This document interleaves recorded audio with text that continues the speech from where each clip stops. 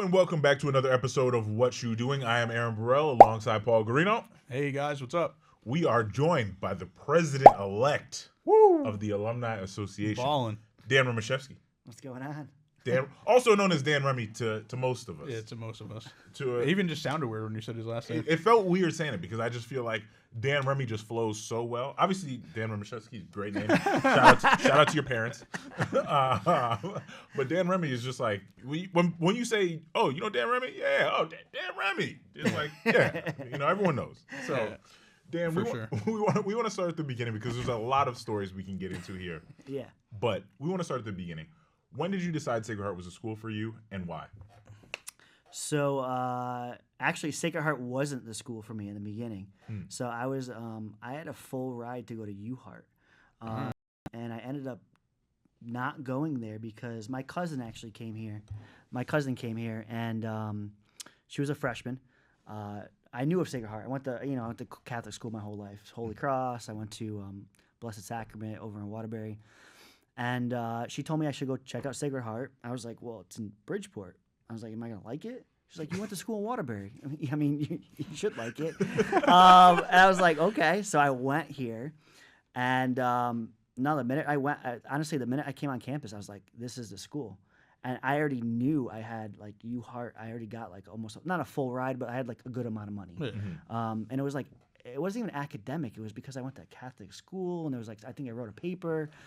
So I ended up coming to Sacred Heart, yeah. So and I got into like the early acceptance. Remember, that's how I met all the soccer players. Yeah. I met all the football players, cheerleaders, all of them. Because I came for it was like navigating leadership. Basically, it was a group for to show that these are people that are gonna like own businesses or navigate and lead. I don't know. So I guess it's kind of fitting now. Yeah. It's crazy because I feel like you were like one of the first people I think I met on campus. Yeah, probably me. I don't know if you remember Johnny Capalbo. Yes. Austin Cole Luca. He was like blonde. You would know him. He's married to Haley.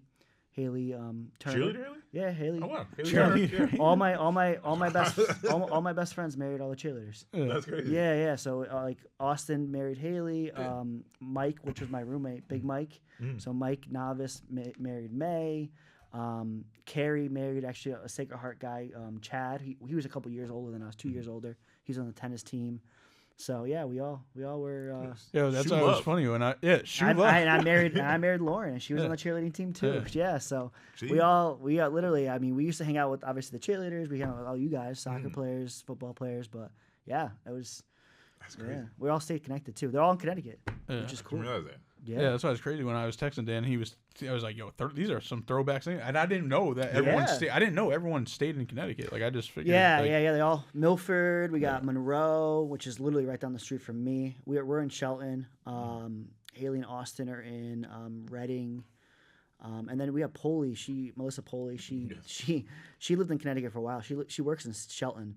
I think she's back and forth from between New York and I think her boyfriend's house in Jersey. Okay. He does something with soccer. Actually, I'll talk to you about later. Yeah. He runs a soccer club in New Jersey. Yeah, we definitely. 2 or 3. Okay. And then Karina. I don't know if you remember her. Yes, Baruch. No.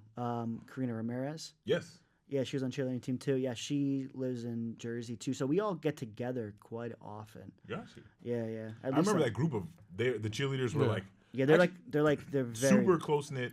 Oh, yeah. I remember our freshman year preseason, they were it was them and the dance girls were the first group of like teams that we like met, and the volleyball girls were like we were all down in like Seton, Merton, in that little area. that area, and like I remember, what's crazy? This is a throwback. So we used to have, this is when Jersey Shore like was like it was right at its there. heyday. I know. And we were some of the first people like in preseason to have like a TV with cable. So everybody used to come to our room and come watch Jersey Shore. And I'll never forget this one time. Funny story. Yeah, the producers are cracking up right now in the background. I remember the funniest story. So we had all the cheerleaders came over, all the dance girls came over, and then a couple of the girl soccer players come over.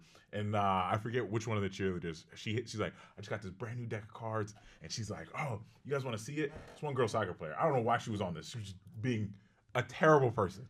She's like, oh yeah, let me take him out. She's like, you want to play a game? She's like, yeah, I'll play a game with you. She's like, 52 pickup, throws the cards everywhere in the room. Everyone was like, yo, why did you do that? Why?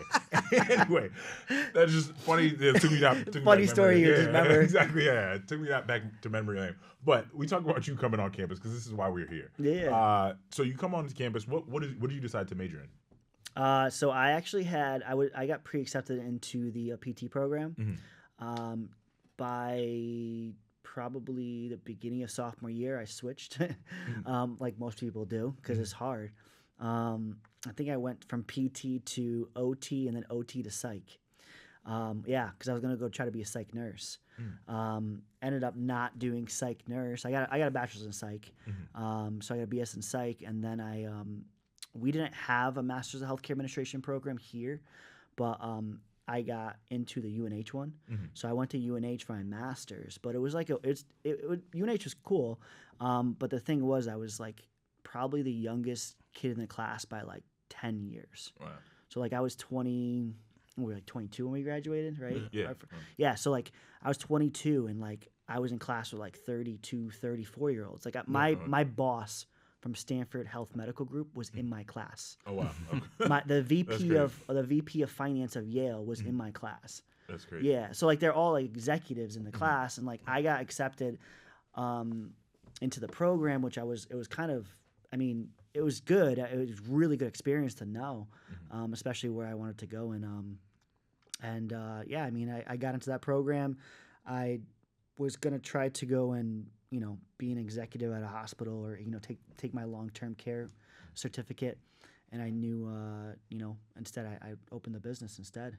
Yeah. I'm so glad you talked about opening the business, because I was going to say, when did you pivot to business? Because from when I feel like I knew you on that's campus, what I'm saying. You were always hustling. So, yeah. Businessman Dan. I feel like everyone on campus knew you as, like, he is hustling. Nightlife Dan. So, actually, that started in high school. Really? Okay. Yeah. So, in high school, this is crazy. So, all my friends, like, had bands. And so, like, in Connecticut, it was a big band. I don't know if you had a lot of bands or what. Yeah. So, like, all my buddies, like, were, like, had bands, and they would all want to play places. No one wanted to take the risk and just rent out places. So, you know who rented it out? Of course, I did. So, I would rent out, like, VFWs, and we would get, like, I don't know, 10 bands. I'd give bands 10 tickets and say you have to sell them for $10. So they'd bring 100 people, right? Wow. And then those people would bring people. So we had like 200 people at a venue. Yeah. We were all in high school, like junior, seniors in high school. And that's kind of how it started. I'm older for our class. So like a lot of my friends went to college a year earlier. And I went to Pearl. Actually, Burrell. My summer going into Sacred Heart with Sacred Heart people. So wait, you are the reason we went to Pearl. Like Pearl wasn't a Sacred Heart thing. It was because you had a connection? No. So it wasn't Sacred. Well, so it was kind of a Sacred Heart thing. So this is how it worked. Yeah. So preseason, I mean, I went to this meeting, and then freshman year I did all that. Obviously you guys know we had buses. We did things with the school, and maybe it wasn't the best.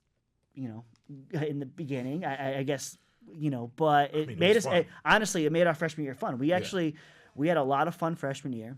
After freshman year, going into sophomore year, I kind of split up with those guys, and I met two other guys that we ended up saying, they were doing like upper class parties, and I was doing the lower, underclass more or less.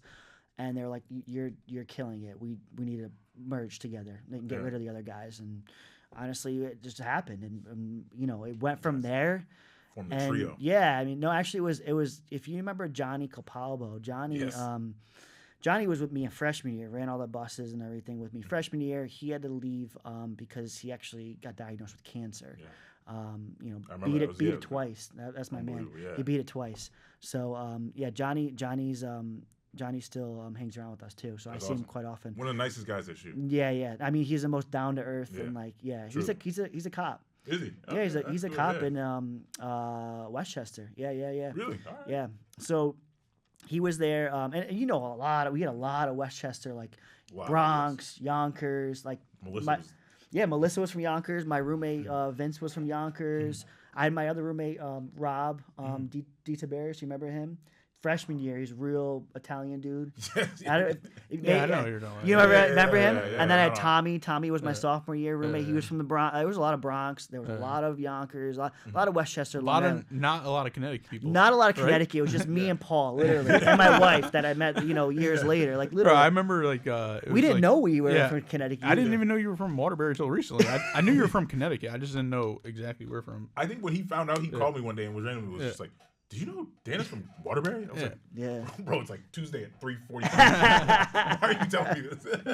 Yeah, no, not a lot of. It was always weird to like.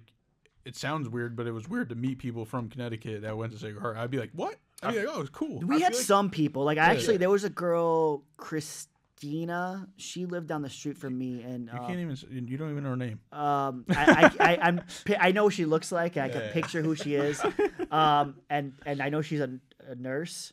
I think, but I know she's a nurse. I think, yeah, my wife would know better because she knows people that worked with her. Yeah. But anyways, she lived on that. Like there was like not. Yeah, you're right. There wasn't. Yeah. I could probably name 20 people tops. Yeah, and that's like me really pushing. Yeah, I feel like our class specifically was Long Island, Westchester. Oh yeah, New Jersey. And then Connecticut. Yeah, and I would say Connecticut and Mass a little bit. Yes, Mass as well. A little bit. And Mass. I feel like the Mass in Connecticut was very close. Yeah. For a school in Connecticut. It's still like that, though. Is it? Yeah. If you look at the numbers, I mean, like, we could talk about it, but, like, the numbers are... You got to know as the president now, yeah. Right? I mean, we had... So, when Dr. Patillo started in 2010, that's the year we started. Yeah, I remember. Big year for him, big year for us. Yeah. So, like, from 2010 till now, there's more than 40% of the alumni come from that era. So we're about to hit 50% of the alumni come from 2010 under the leadership of Dr. Patillo. Yeah, that makes sense which is the reason why we have such a young alumni base. Wow, that makes sense because I remember seeing like every year email was like, oh, new record for every year. We're still breaking that every year. Yeah. Sacred Heart is growing. It's by far is growing the fastest school in probably New England, probably in the East Coast, Catholic wise, and also like how what we're the size of the school that we were before. I mean, you don't even know half these buildings. I get lost. Yes. I'm like, wow, you guys are lucky. But we walk in today and we're like, we got a bagel shop in here? Wow, that's insane. I was like, I can grab some bagels sometimes, I guess. If I'm going to a hockey game or like, a football game, I'll grab some bagels before I go. I didn't even know that. Now as president-elect, will you get any, like, do they hook you up with some bagels? Yeah, I mean, so I don't know. So the president, obviously, we'll talk about the board. So I joined the board about a year and a half ago, and it's interesting. I mean, it's an interesting dynamic that there's not a lot of participation. Let's say that. Mm-hmm. Rich is obviously the president right now, and I'll be coming on in June, and Rich literally put his heart and soul into the board. He still does. Rich is a good guy. Yeah, Rich is really a good guy. I mean, I can't speak any more highly of him. He goes to every event. I guarantee there's a basketball game right now. I guarantee he's on the floor on the right side every single time. Hockey game, he's always upstairs. He's always talking to people, and that's the thing. I mean, I will be at the events. Yeah, I'll have a pass probably to go to all the events. You'll see me at all the events now.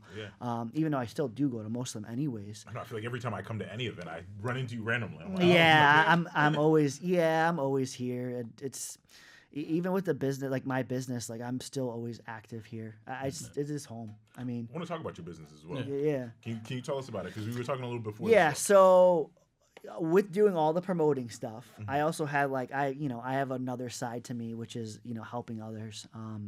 So in high school, obviously when I was gonna go to college, when I went to Sacred Heart, I knew I wanted to do something in healthcare.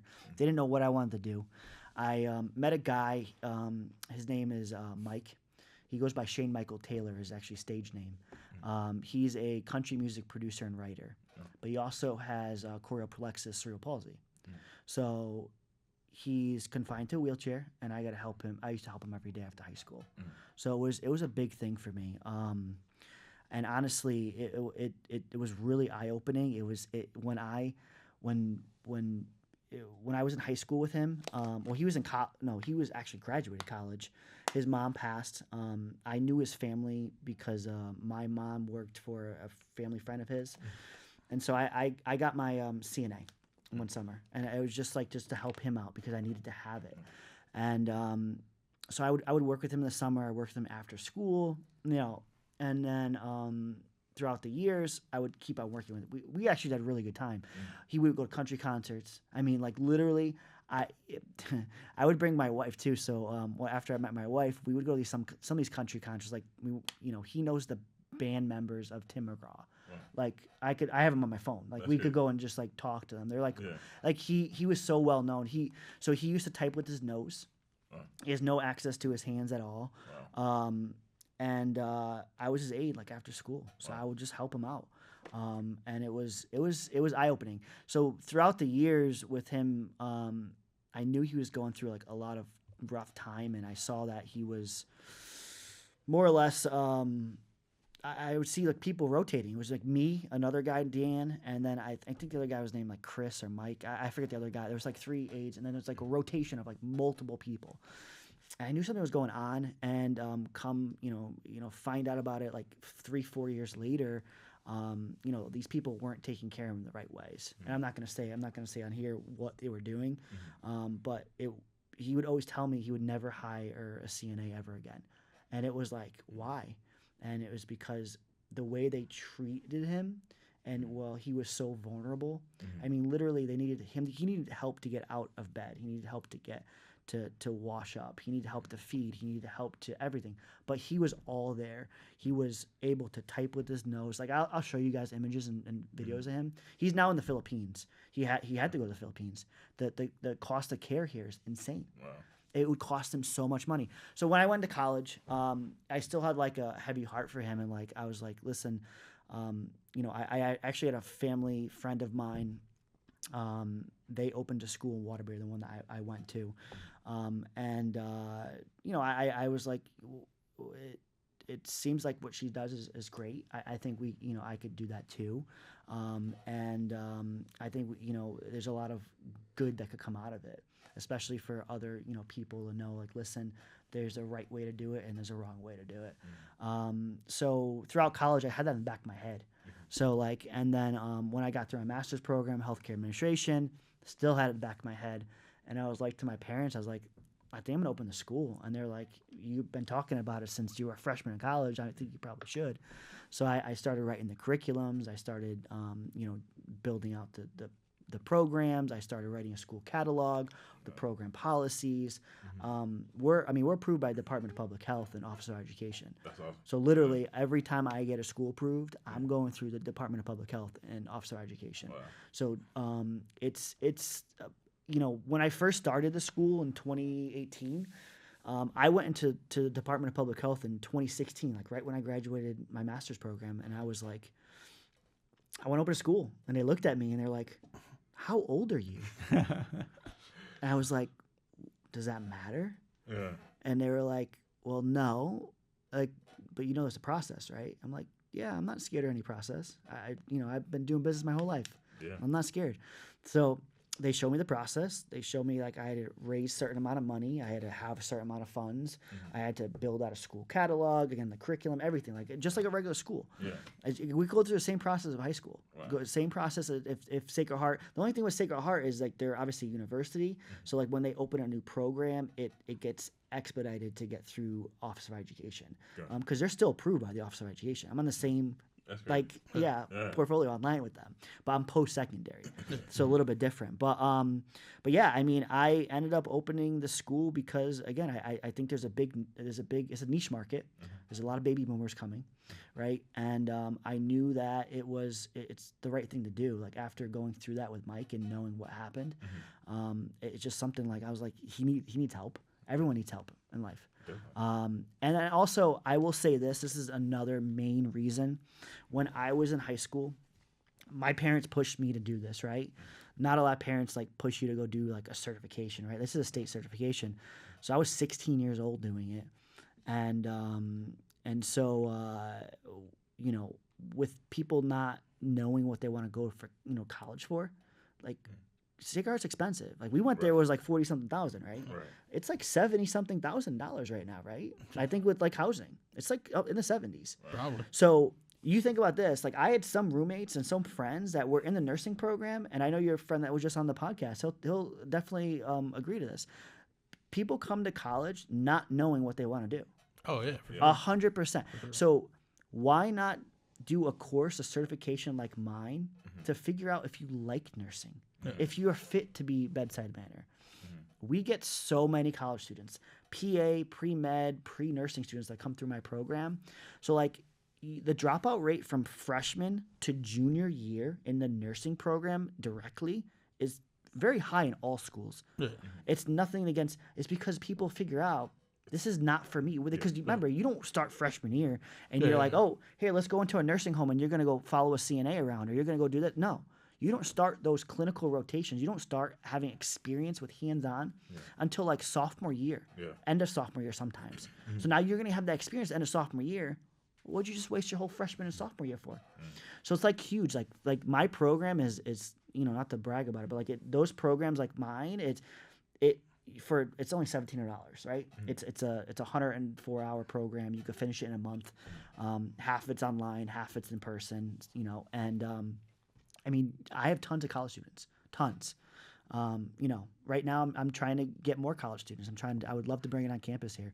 I've been talking about it for a long time with the PA department because when you go to become a PA, or you want to go apply to a college, they want you to have these things called PCE hours, patient care experience hours, and you need thousands of them to be competitive. I know your buddy; he definitely had them. I talked to him about it, and it was like, listen, you become a CNA, you become a patient care tech, which is just CNA with cross training of phlebotomy, where they draw blood. We do that too, and you learn how to do EKG. So those are the people like in the hospital. CNAs like work in a nursing home, like assisted living, long term, home care. PCTs, hospital, phlebotomists in labs and draw blood, or you become an EMT. So there's 3 paths: CNA, PCT, EMT, or you do MA, but I wouldn't really suggest it because you're getting confined to like just the doctor's office, right? So like you need this experience. Like, and that's why I opened the school. So like again, there's 2 reasons. Obviously, Mike was a big, kind of heartfelt reason, and I know is a better way to do things like this and better way to train people. And then this is save people money. Like, listen, know what program you want to go into. Don't just make the step of, hey, my mom's a nurse, my dad's a nurse. It's a great career, because they have, it's a stable career. It is. No, it's true. They make great money. It's a good family friendly like job, but if it's not for you, don't go because your mom or dad or aunt or brother say it's a great career. Like, you're not going to first of all become a millionaire. Listen, like you have to do it because you're in it for the right reasons and the right intentions.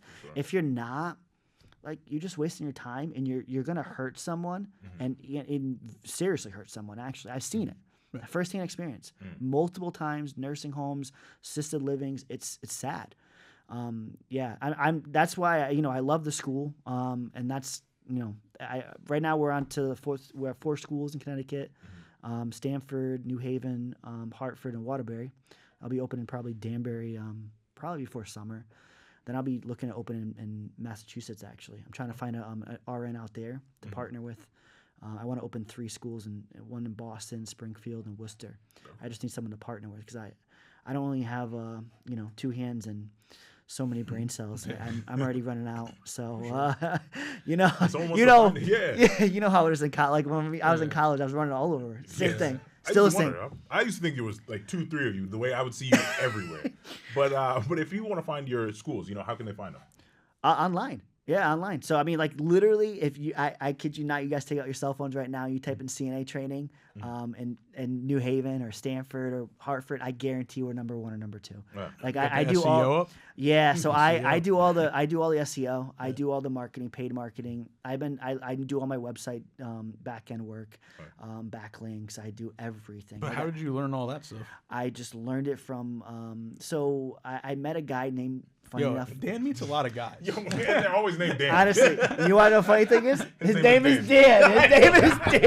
His name is Dan. So I met him like a couple years ago, and I hired him. Actually, he was like the VP of his company at the place he was at then. And he called. I put in an inquiry because I was like, I was doing my own marketing. I kind of knew what I was doing. Yeah. And I was doing it pretty well. I talked to this guy. He called me like 6, 7 o'clock at night, and I was like, I picked up the phone. I was like, who's this? And he's like, my name's Dan. I'm calling from so and so's marketing company. I was like, how'd you get my number? He's like, you just put an inquiry in, didn't you? I was like, yeah. Yeah. You want to jump on Zoom? I was like, sure. Yeah, why not? Mm-hmm. Jumped on Zoom with him. Started talking about my website. He's like, you been doing this yourself?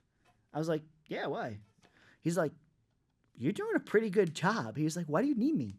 I was like, I don't think I need you. I just want guidance. Because I don't know everything. Yeah, no one knows everything. Right. Like, I just want guidance and see if, like, I want to be able to bounce ideas off you and you bounce ideas off me. And so we started doing it. And then my cousin's husband actually has a marketing firm too. I didn't realize. And so now I connected his name's Sahu. I connected Sahu to Dan, and now all three of us bounce marketing ideas off. And it's I just learned it honestly myself. And a lot of what the thing is, everyone in my industry for schools, they're not our age. I'm the youngest school owner by like 15 years. Wow. Maybe more. Yeah. The last youngest one was my friend's, family member. Wow. And like she's much older now. Like so like there's a big gap. And so like me, in 2019, I already started bringing my programs online. There's been no programs in post-secondary schools online ever. And since 2019, 2019, DPH contacted me. And you got to remember, 2019, that was like looking crazy back then. It was about to be COVID, right? Yeah. 2020, right, is when COVID started? Yeah. Yeah, so 2019, October, state contacted me, DPH, and they said, hey, I got a company for you. Like, we already know you're bringing your school online. I was like, all right, let me see the company. They showed me the course curriculum. I started researching them. I was like, I like it. Let's do it. Signed in October 2019. March 2020 COVID started? Perfect timing. It was literally like a blessing in disguise. I don't know who was looking over me, but like I already had most of my programs online, but like it was already fully running. That program is the first online self-paced hybrid CNA program ever to exist in Connecticut, and was at my school. So like I was able to have my students, like, you could literally go on, like we still use it today till now. Yeah. I mean, to this day, like we're still running it. We're still running the same thing, and it's hybrid. And guess what? No one still is adapting. Really? Yeah. No, it is interesting because I see that in the workspace too. It's just like when COVID happened, people didn't know how to work online. And I was like, what do you mean? You work? You're on your computers every day. What do you mean? Like, what do you mean? You don't know how to adapt? Yeah. I mean, and so that's another reason. So like in 2020, you guys know my other business, which is Easy MedCard. Yeah.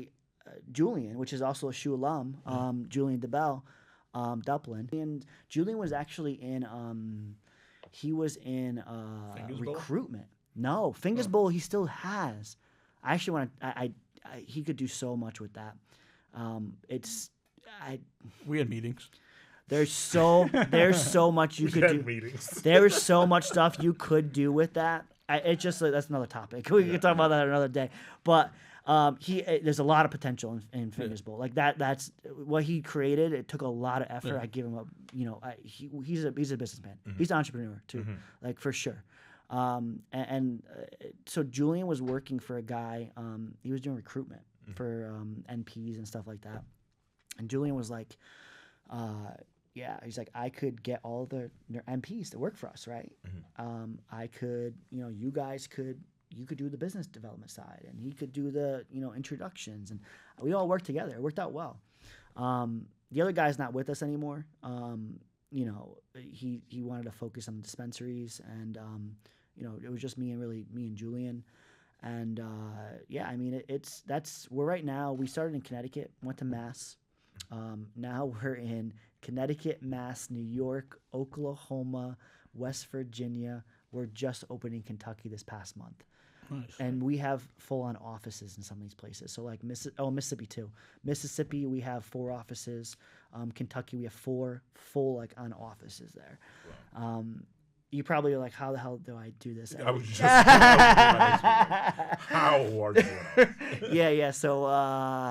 So I really honestly, Julian runs the show for Easy Med Card. I applaud him for that. He definitely runs the show. You guys should have him on the podcast. He'll talk about it in detail. But I do a lot of back end stuff. I do like payroll. I do a lot of marketing. I do like business development, like strategic stuff on the back end. Julian's the front face of the business for sure. And it's right. I mean, he works full time for it. So like he I think since 2022, I think 2023, he started working full time for Easy Med Card, and we grew a lot. We went from having 2 states now to going to 7 states. Wow. So like, and it's all like, it's just me, like, we really just us. And we have all these nurse practitioners, we have doctors, we have PAs. I mean, we're seeing a lot of patients. Wow. I mean, we're seeing a lot of patients. It's good services. It really, the online telehealth service is booming. For sure. And it's a new industry. You guys know it. Yeah. Especially in Connecticut. Yeah. And there's advantages for it too. Like people think like, oh, why get one of those cards? It's legal in Connecticut, right? Yeah. It's not the whole point. There's like, so my grandfather, 94 years old, he took tinctures. He took like little tablets when he was 94. Wow. He had not even, it wasn't even considered cancer, but he had a lot of different issues going on when he was getting older, and we gave him it for like pains and aches. It worked out well. He got his card through us. And you actually, when you go to the store, you pay a tax, right? So you pay 22% tax every time you buy. So you buy $100, you're paying $122, right? So you get a card, you pay 0 tax. So if you buying, $100, you're only getting 2-3 products, maybe. Yeah. So you're buying 2-3 times a year. Our card is only $100 to $150, and you have it for a year. Okay. Because you have to renew it every year. So you get higher strains, you get more quantity, more quality, and you get save money on tax. Wow. Yeah. I mean, people. That's a different side of me. Like everyone didn't realize I got into that. Like, going from the school and doing that. Yeah. Not a lot of people actually still know, but I mean, the board knows. Right. Yeah, the board knows. I mean, listen, it's a business. It's a business. For sure. It's a healthcare business too. Yeah. So it kind of lines with online healthcare. There's the fun shoe. What's fun shoe? Fun shoe. The fun segment at SHU. What was your favorite? What was your favorite your dining hall to eat at? Flick. All right. The kids don't know what Flick was here. You don't know what Flick was? Yeah. So it's like. It's the only place on campus that we had food besides. Actually, was it Coyote Jack's over in Rock Alley? Yeah, but that was after we went out. We would go out there. I'd be up until 2 in the morning. But you could get Coyote Jack's any time of the day. I used to go there sometimes to get a burger. They used to have a Southwest burger. No, I didn't. I didn't see. You walked all the way up there to get. When I needed that burger, I was like, I would only go up. The only person I went up to see was Johnny. Johnny lived up there because he had his own big room, and I know a couple people up there actually.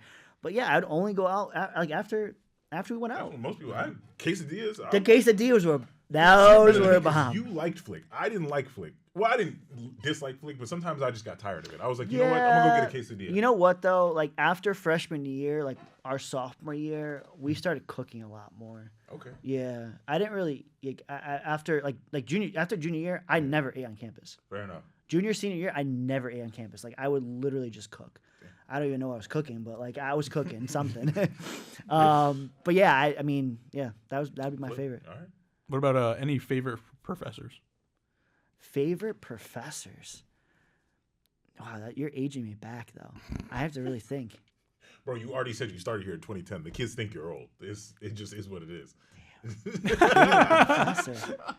I can't. I know what he looks like. I don't think he's here anymore. But it was. We had like elective classes. And we had to do like elective, like I picked like a music Catholic class. a Catholic music class.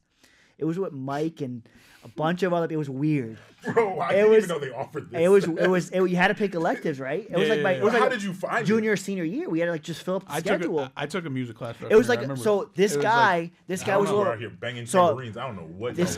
What you were what? Playing tambourines. Oh yeah, my buddy did that. He got not tambourines. No, he was no, Mike. He was in the choir or something like that. Okay. Yeah, he because like I knew choir. Choir. Yeah. Choir is normal, but I didn't know. Let me not. No, but if you did, say you Catholic know, music you is know. not normal, Listen, if you did, if you did choir or you Yeah. did like the band, you get money towards. Yeah. I didn't know that. Yeah. I would have did choir too. Yeah. Are you kidding sing? me? Listen, Choir. anyone could sing. Choir. You just gotta like No, our choir was good though. Like our choir was very good, and our band was good. Dan, like, you know what, Dan? We're gonna take a trip to choir. And You know, yeah. Me and Dan are gonna go out there. You coming? The choir's good. They just went to 0% Italy, chance. by the way. See? They just came back. They just came back from Italy. They went on a trip with Dr. Matilda to Italy. They were singing Italy with the band. I mean, I'll sing in Italy. You know what I mean? Like you're gonna go to Italy, like, And you're gonna give me money off my off my tuition. No, I knew that because I knew some of the color guard. I will say, oh yeah, color guard too. Yeah, I will say you had to go to like church too every week, so that was tough for Mike. You know, like after a long Saturday night. I know Sunday morning it was rough. He would try to get it. You have to go once. You have to go Saturday or Sunday morning, right? No, you keep this in. This is gonna be great for Mike. Yeah. So he would either go like a Saturday mid-evening like mass or like a Sunday early morning, and he'd be waking up early. Like I'm like, holy crap. Yeah, like after a night out, like it's tough. I mean, he did it all 4 years too. Wow. All 4 years. I remember this guy. We lived in Old Town, remember? Yeah. Oh, you guys all remember that. So we lived, second house up there. Everyone knows our second house. You remember the second house in Old Town? Oh no, you don't. You're a commuter. Did they live on campus? They might. Yeah. You guys, I don't know if they. You live on, the second house in over in Old Town? Yeah, I know over there. Yeah. That was my house. I almost bought it like a few months ago. It was for sale, but they wanted way too much money. I don't playing Monopoly in Connecticut. I don't know what are they trying to. He's like, I almost bought it. You guys want rent? Yeah, because I got some rental properties, so that's why. Yeah, no, I do. Him and his boy Dan. Nah. Mike. No, just by myself. Dan, we gotta thank you for your time. Taking that time out. No. This has been a pleasure. Honestly, it's not every day we get to have the president-elect on the show. So, so thank you. Next time you come back, you got to be fully president, and we'll be able to talk. About some of the events that you've got. Going on. Oh yeah. By the way, before we do go, there is an event this summer. Which if I don't say it, Rob's probably get mad. We have a reunion alumni event. Okay. And it's where Rob came up with this. Rob Gilmore. They do this. They do this at other schools. So they're having in the summertime. They're gonna shut down the school, and everyone can come back on campus. You can stay in the dorms. And this is my dream. Yeah, I just was gonna say you just made his life. You could rent out a dorm, not your original like Roncalli or like Seton Merton. I think they were doing it in the newer dorms, and they're gonna have events all weekend. So it's starting Friday. I wish. I'm requesting it. So like to have it all ages, by the way, and you could rent. So every year is gonna have like different. So it's floors. gonna be like senior week on steroids. Well, I don't know about I mean, it's But Saturday night there is a dance. They're having a full-on formal at the arena. Like we're a part of. I'm a part of the doing this. This is a great idea. I think it could work. This sounds like you came up with the idea. I did not come up with the idea, but you know what the crazy thing is? We're going to bring back food from the ages, basically like food from the area, and they're going to bring it on campus. So like Merit, we're going to try to get Merit on campus. They're going to try to get like I think they're trying to get Colony. They're trying to get all these different food vendors that we remember. Yeah. That come on campus while we're doing these events. But it's like I think it's the end of June. So the beginning of June we got the golf tournament. The end of June, I think it's June 20th to 22nd, something like that. Don't quote me on that. But it's gonna be a good time. Right. I think it will be. I'm not gonna stay on campus, but I will be there every minute of it. I'm going crazy. Yeah, there's gonna be we're having a night for. You need to relax. we're gonna have a night on at the pub. We'll have a night at the pub. Okay. We're gonna have the arena is gonna be it's gonna be I'm pretty sure open beer and wine, and I'm not sure about liquor, but open liquor is great. Yeah, that's a little. I mean, that's a little rough. But yeah, it's gonna be a whole full and formal. All right. Yeah. So what a way to end it. Thank you, man. Yeah, absolutely. Appreciate the time. This has been another episode of What You Doing. We'll see y'all next time.